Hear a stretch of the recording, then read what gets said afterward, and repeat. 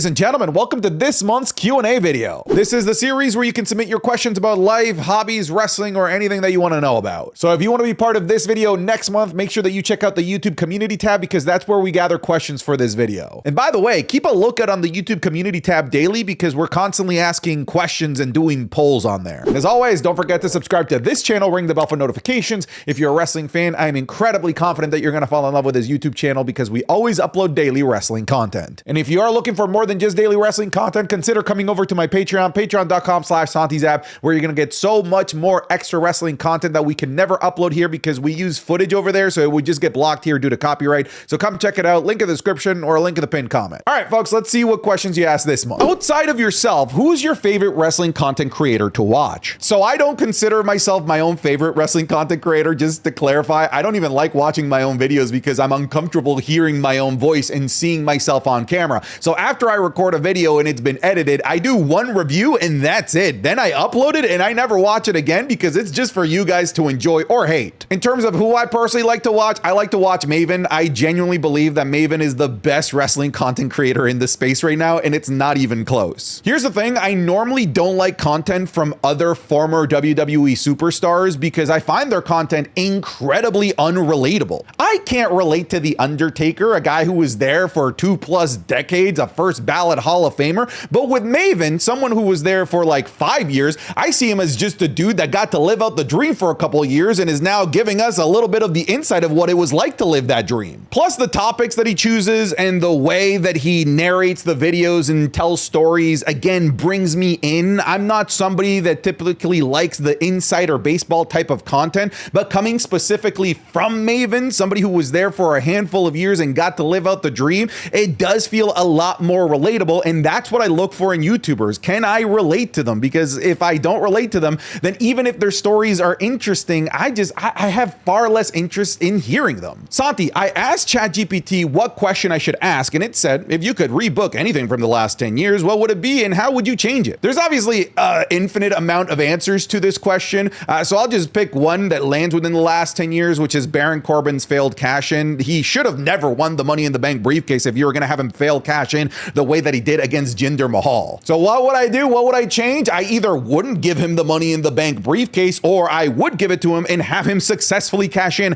against one of the most vulnerable champions that WWE has had ever in the history of this sport in Jinder Mahal. I don't think that Baron Corbin ever properly recovered from that failed cash in. It took a really long time for him to claw his way back, but even then, I always felt like that just was a cloud that always hovered around his career, so I would have changed that entirely. Maybe things would be different. Maybe Baron Corbin would still be in the WWE today had that never happened. What's the best wrestling event you've ever been to? This might be a lot of recency bias, but I have to go with Elimination Chamber 2025, the one that just happened in Toronto, Ontario, Canada. I got a handful of excellent matches, 2 great Elimination Chamber matches. I got to see the absolutely fantastic street fight between Kevin Owens and Sami Zayn. I got to sit beside Drake front row, and I got to see John Cena, CM Punk, and I got to see The Rock, and I got to see the John Cena heel turn. I'm never going to forget that night. I still have the ticket stub from that night because it's going to be something that's going to live with me for the rest of my life. Have I been to shows that have had better matches? I have, absolutely. But in terms of just the overall package, in terms of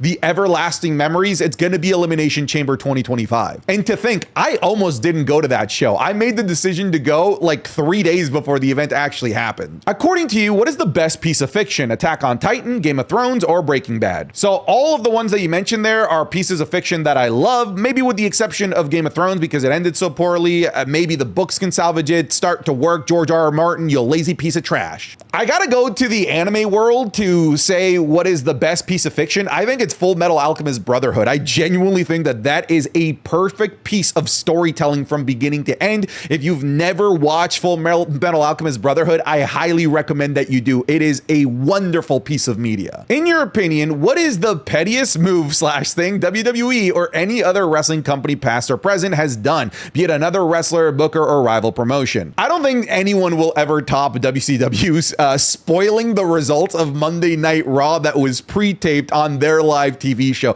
I think that that is genuinely as petty as it gets, which is why it's hilarious that it completely backfired when they spoiled the Mick Foley championship championship run that had the return of Stone Cold Steve Austin. That is, to this day, the pettiest thing I've ever seen in professional wrestling. What is your least favorite video idea that you've ever posted? Oh, it's easy. To me, the video that I hate the most, that I felt peer pressured to upload, was the tier ranking every single active wrestler based on their wrestling skill. The only reason I uploaded that video was because there was that guy in the comments for like a year straight, was the top comment requesting that video, and I promised if he actually did it for a year that I would make the video, thinking that he would never actually do it for a whole year. And the reason I hate it is because that's an impossible task. You cannot rank wrestlers based on their wrestling skill, and because they've got different styles altogether. How do you compare men's wrestling versus women's wrestling? How do you compare high flyers versus ground and pound versus technical wrestlers? It is genuinely impossible. And if there was a video that got me more hate by the IWC, I've never seen it. That video has gotten me the most close I've ever come to getting canceled by the internet. Because, you know, if you provide an opinion about professional wrestling that doesn't coincide with somebody else's, all of a sudden you're worse than Hitler. What inspired your intro and outro? I love the all right, goodbye, get out of here. The inspiration of the get out of here comes from a chess YouTuber named Levy Gotham Chess. I also just think it's a good strategy just to end the video abruptly, because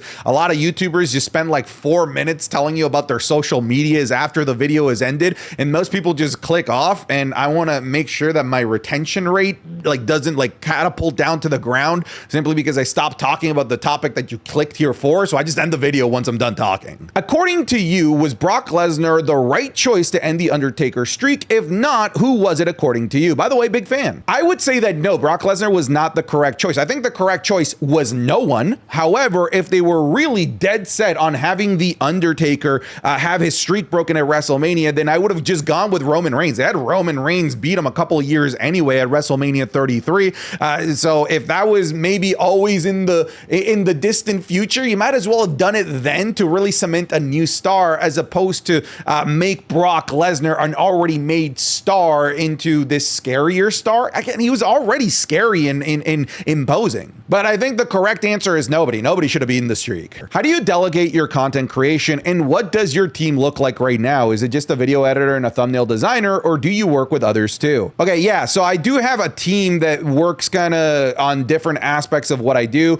So you hit it on the head. I've got a thumbnail artist. I've got a full length video editor. I've got a shorts editor who's different than the full video editor. I have like a business manager slash executive assistant that manages everything that I do with sponsorships and whatnot. I have an agent that looks for sponsorships. And if you want to include Sancho in that as part of the team, as somebody that makes content with me on Patreon, the team is 6 plus me. So 7 people are part of this machine that gets you all of the content that you do that you get across all of the different platforms. I know you're a big Nintendo guy. Do you collect any retro games other than Wii, which yes, is retro system now? Yeah, I'm actually recently become a big GameCube collector. I've been hunting down GameCube games. I'm trying to atone for my sins of trading in my GameCube game collection when I was a kid. And now that I'm an adult with disposable income, I'm trying to get that collection back and then more. I know it's probably impossible to get a full GameCube collection, but I'm going to try. I'm currently at 85 games or so, with many of the heavy hitters in there, like all of the Legend of Zelda games. I've got Pokemon XD Gale of Darkness, Colosseum, like some heavy hitters that are hard to find and or unfortunately are rather expensive. But yeah, I'm trying to collect a full GameCube collection right now. Maybe I'll be at the 100 mark by the end of the year. We'll see. Hey Santi, first, thanks for helping me keep up with WWE with my frantic schedule. You've been a lifesaver. What was the moment that you realized you went over as a content creator? So for me, I think it took a while for me to really feel like I've been cemented as a content creator. Even when I was getting a lot of views on YouTube and on Twitch, I was always like, I think people are just here for the wrestling. What if I stop the wrestling, then I'm cooked? I feel like when I felt like I was over and safe as a professional content creator was when I started going live on Twitch with things that weren't wrestling related. Like if I started playing chess, there would still be 600 people that would show up, or Mario Kart or whatever it might be. That's when I realized, okay, I'm cemented. I'm here to stay. This isn't just a flash in the pan. Obviously, the wrestling things are the big things that are going to help pay the bills and get the most amount of views. But if I can get views playing chess, then I think I'm good. I think I'm over. Have you gotten the Switch 2 yet? If so, what's your opinion on it? it. I do have a Switch 2. My opinion on it is rather positive. It is a beautiful system. I love the graphics on it. I feel like it is a significant improvement. The performance on it is significantly better right now. It is kind of lacking for games. To me, it's just basically my Mario Kart machine at the moment. However, I just recently downloaded the Switch 2 version of Breath of the Wild. I think like if you pay like $10 extra, you get the Switch 2 enhanced version of Breath of the Wild. And Breath of the Wild is a game that I've just never been able to truly get into. I've played it numerous times, but I always stop like 15 hours in. And this time I'm going to actually get through Breath of the Wild so I can definitively say whether I like it or not. Because right now it's one of those games that I've never really been able to enjoy, but I know everybody else enjoys it. And I'm going to try and figure out why it is that everybody loves this. Do you think that there could be a point where WWE gets too corporate with all of the sponsorships that will turn fans to AEW instead, making it bigger than WWE? I don't think it's an impossibility that AEW maybe somewhere down the line could become bigger than the WWE, but it's not going to be because of sponsorships or because WWE gets too corporate. I've never seen a sporting promotion lose viewership because of sponsorships. That's just not really a thing that happens. So just because they're going to start littering TV with ads and different items with ads and entrances with ads, I might lose a handful of people, but I don't think that the vast majority will flip the channel simply because, you know, Cody Rhodes' entrance is now sponsored by Wheatley Vodka. I think that the reason why WWE might go under is if it just starts becoming a bad product. I feel like at the end of the day, that is the most important thing. Are you delivering entertainment to people? And if you are not, then you are in danger of getting surpassed by a more entertaining product ultimately. But I don't think that simply because there are sponsorships that you automatically become less entertaining, and the entertainment factor is the biggest reason why WWE will die or live. Hey Santi, outside of wrestling, is there a favorite movie genre that you prefer? Mystery, superhero theme, comedy, etc. I think for me, it's more of a subgenre of a major genre. Like it could be a subgenre of action or maybe even a subgenre of horror. And that's post-apocalyptic movies like Terminator, for example, the 28 series, like 28 days, 28 weeks, 28 years. I love the Walking Dead universe. I love the Last of Us video game show, not so much. Cormac McCarthy's The Road is my favorite book of all time. So anything where like society has crumbled in some way, shape, or form. Again, it doesn't have to be horror. It could be fantasy. It could be action. It could be a mystery, whatever it might be. That is what will always enthrall me. Post-apocalyptic scenarios. Who is your main in Mario Kart? Your boy is a dry bones main. If you weren't a YouTuber / streamer, what would your job be? I think it depends when you're asking this question. If you're asking this question a few years ago, like if I never became a content creator, then I would say that I'm going to just be in the tech sales world that I was in before I became a content creator. If you were to ask me now, like if you were to strip away YouTube and streaming and everything, I'd probably go back to law school. A lot of people don't know I got accepted into law school like several years ago. I just never ended up going because I couldn't afford to go at the time.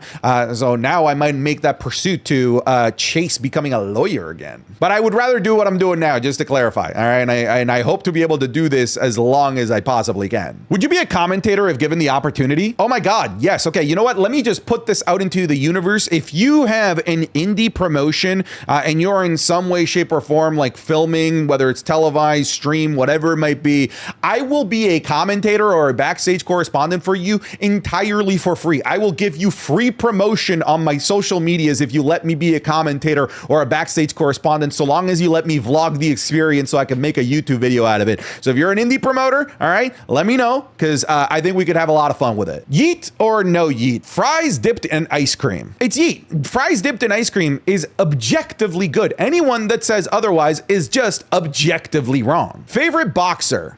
For those that don't know, like I've been really into boxing for a while, and I actually used to do a little bit of boxing as well. So if anybody wants to invite me to their next influencer boxing event, I'll happily beat the shit out of whatever content creator you want me to beat the shit out of. But for a long time, I used to love Vasily Lomachenko. I always felt like he just had this movement that just couldn't be replicated by anybody. I really liked Arturo Gatti as well. And of course, my favorite boxer of all time, Jake Paul. Santi, as someone who was alive at the time, but was about 4 or 5 years old, I never got to witness the Zack Ryder that got over by himself. For you, someone who was actively watching, how over was he truly? All right, well, this makes me feel ancient. I can't believe that this is now like old school classic wrestling.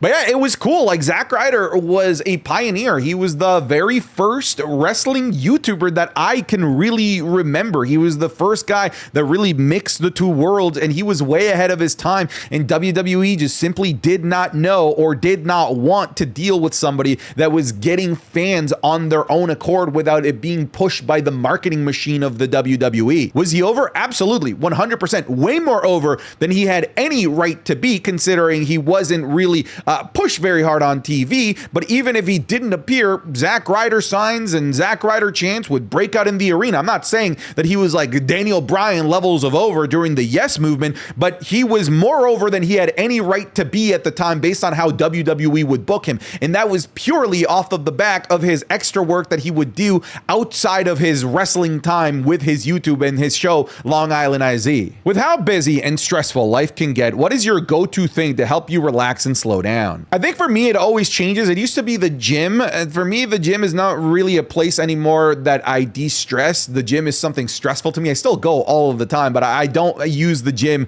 as this place to decompress anymore. Now I like mental stimulation to decompress. So I like putting on a game of like 10-minute chess or something like that, playing with some random dude or across the world. And that usually calms me down, zens me out, and allows me to forget about whatever might be stressing me out, because now I'm stressed out about the chess game in front of me. Santi, my bro, what's up? Do you still hit the gym often or every once in a while? Do you have a diet that you follow? So yeah, I do. I still go like 5 days a week, even though it isn't like this like personal love of mine. To be fair, I wouldn't say that the gym has ever been something that I've ever truly loved. I've never understood people that just love the gym. It's just never been me. It's just something that I've always done, however. But yeah, I'm still going 5 days a week. In terms of a diet, I just got onto one. Right now, I'm just at maintenance level, but we're slowly going to be cutting down a little bit. I'm currently sitting at 220 pounds. If you go watch like a video from this time at the exact same time last year, I was 260. So I've already lost a good amount of weight, and I've kind of held 220 for a while in maintenance level, trying to